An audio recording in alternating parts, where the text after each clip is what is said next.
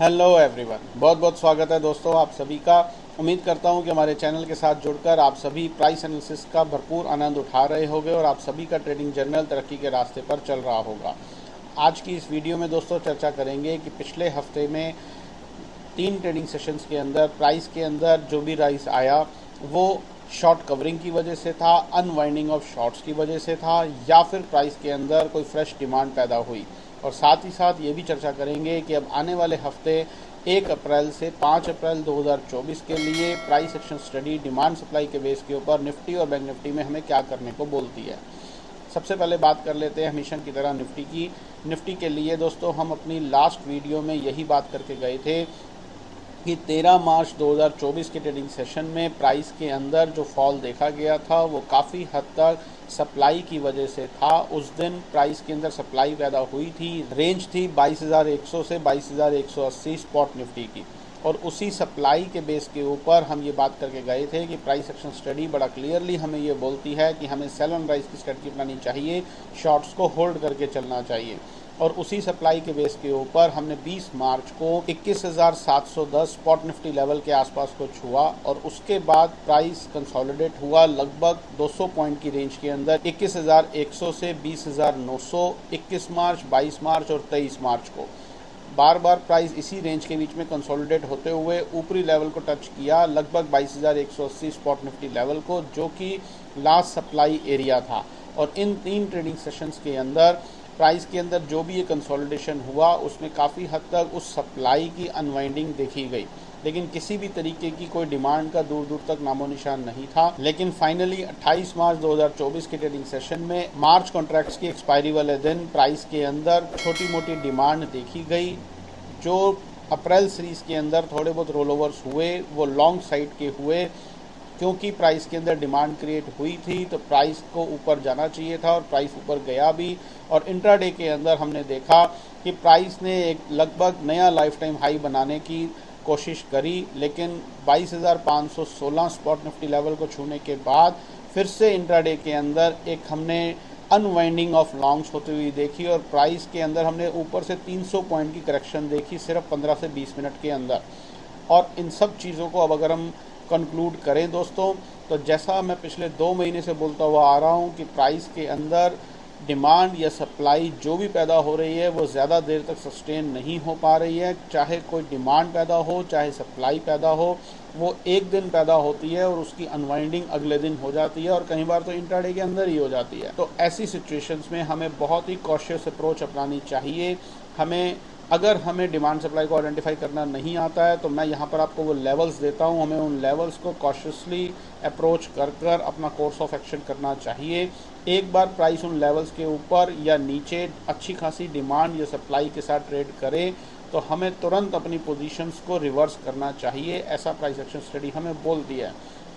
तो अब अगर सारी बातों को कंक्लूड करें दोस्तों, जो 13 मार्च 2024 के ट्रेडिंग सेशन में निफ्टी के प्राइस के अंदर सप्लाई देखी गई थी वो 26 और 27 मार्च के ट्रेडिंग सेशन में काफ़ी हद तक अनवाइंड हो गई और फाइनली 28 मार्च के ट्रेडिंग सेशन में प्राइस के अंदर डिमांड देखी गई और उसी डिमांड के बलबूते पर हमने नया लाइफ टाइम हाई देखा, लेकिन वो डिमांड भी पूरे तरीके से सस्टेन नहीं हुई।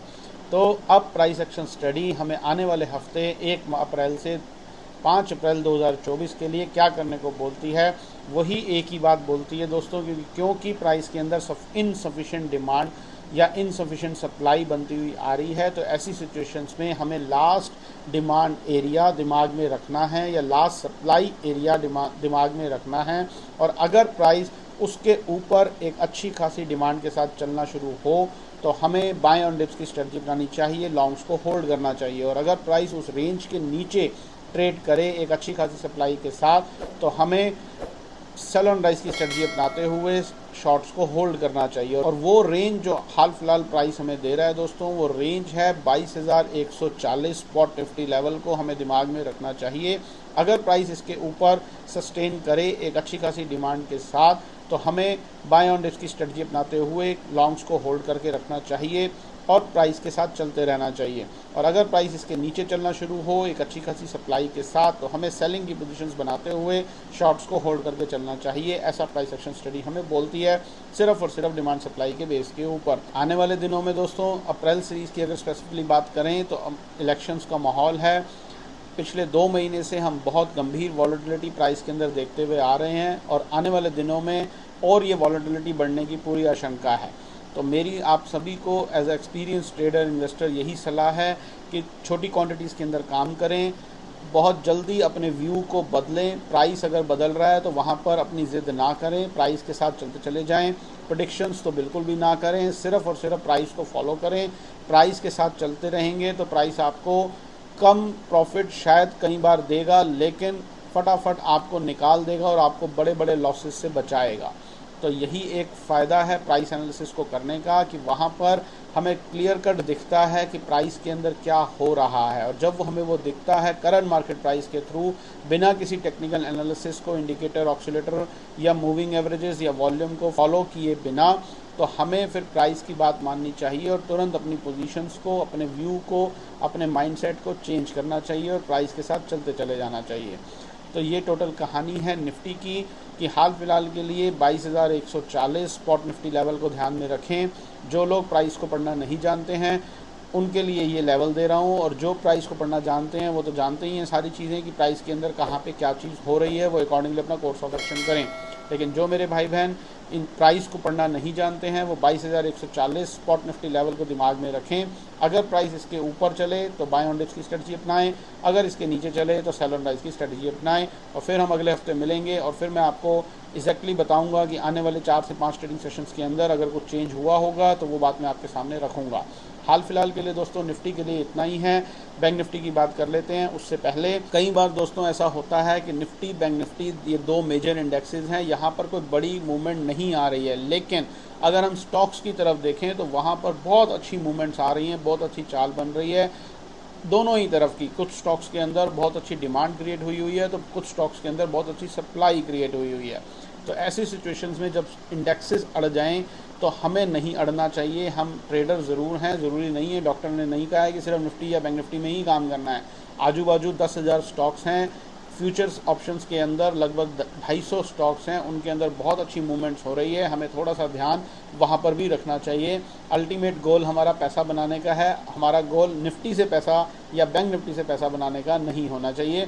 हमारा गोल पैसा बनाने का होना चाहिए, चाहे वो निफ्टी या बैंक निफ्टी हो या कोई अच्छे स्टॉक्स हो या कमोडिटी हो।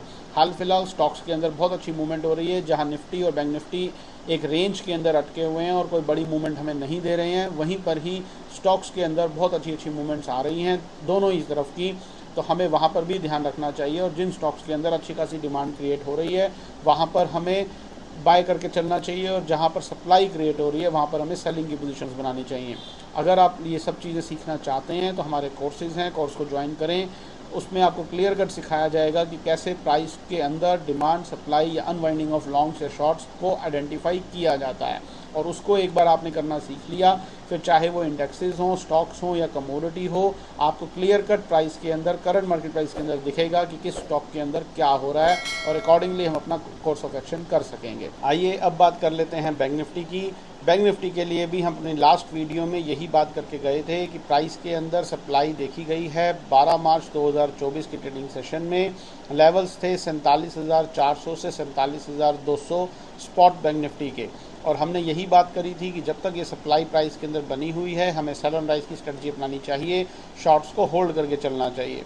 और फाइनली उसी सप्लाई के बलबूते पर हमने 45,800 स्पॉट बैंक निफ्टी लेवल के आसपास को छुआ, और उसके बाद प्राइस के अंदर एक उछाल देखा गया, और उस उछाल के अंदर निफ्टी की तरह ही बैंक निफ्टी के प्राइस के अंदर भी अनवाइंडिंग ऑफ शॉर्ट्स देखी गई। शॉर्ट कवरिंग के कारण ही ये उछाल आया, और 26 और 27 मार्च 2024 के ट्रेडिंग सेशन में उस सप्लाई की पूरे तरीके से अनवाइंडिंग हो गई। लेवल्स थे 46,600 से 46,900 स्पॉट बैंक निफ्टी के, और 28 मार्च 2024 के ट्रेडिंग सेशन में इसी रेंज के अंदर प्राइस के अंदर छोटी मोटी डिमांड देखी गई, और उस डिमांड के बलबूते पर ही प्राइस ने 47,300 स्पॉट बैंक निफ्टी लेवल को छुआ। तो अब अगर सारी बातों को सम अप करें तो बैंक निफ्टी के लिए price action study demand supply के बेस के ऊपर 1 अप्रैल से 5 अप्रैल 2024 के लिए हमें क्या करने को बोलती है। बड़ी क्लियर सी कहानी है दोस्तों कि प्राइस के अंदर डिमांड पैदा हुई है, लेकिन बहुत थोड़ी सी डिमांड है। अगर यहाँ पर और डिमांड पैदा हो जाए तो वो अच्छा होगा प्राइस को ऊपर ले जाने के लिए।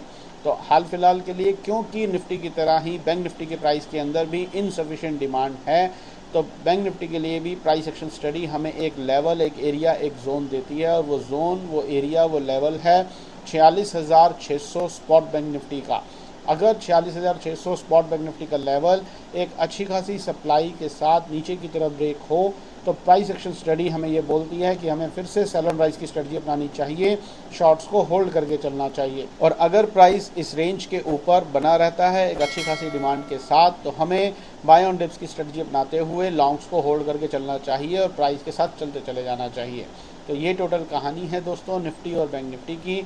उम्मीद करता हूँ हमारे चैनल के साथ जुड़कर आप सभी को प्राइस एक्शन स्टडी के बारे में काफ़ी कुछ पता चल रहा होगा, और आप सभी देख पा रहे होंगे कि बिना टेक्निकल एनालिसिस का यूज़ किए, बिना किसी डाटा का यूज़ किए, बिना किसी वॉल्यूम की चिंता किए, बिना किसी ग्लोबल विदेशी बाज़ारों की चिंता किए काम किया जा सकता है और पैसे से पैसा बनाया जा सकता है। तो उम्मीद करता हूँ कि आप सभी को हमारा कंटेंट पसंद आ रहा होगा। तो वीडियो को लाइक ज़रूर करें, दूसरे लोगों के साथ शेयर करना ना भूलें। चैनल पर नए हैं तो चैनल को सब्सक्राइब तुरंत कर लें, ताकि आने वाले दिनों में हम यहाँ पर प्राइस एक्शन स्टडी से रिलेटेड जो भी बात करें वो आपसे ना छूटे। जुड़े रहें हमारे चैनल के साथ। अगले हफ्ते आपसे फिर से मुलाकात करेंगे और फिर से हम इवैल्यूएट करेंगे कि बीते हफ्ते के अंदर 1 अप्रैल से 5 अप्रैल 2024 के ट्रेडिंग सेशंस में प्राइस के अंदर और डिमांड पैदा हुई या कोई फ्रेश सप्लाई पैदा हुई। तब तक अपना बहुत बहुत ध्यान रखिए। Stay healthy, stay fine. Thank you very much.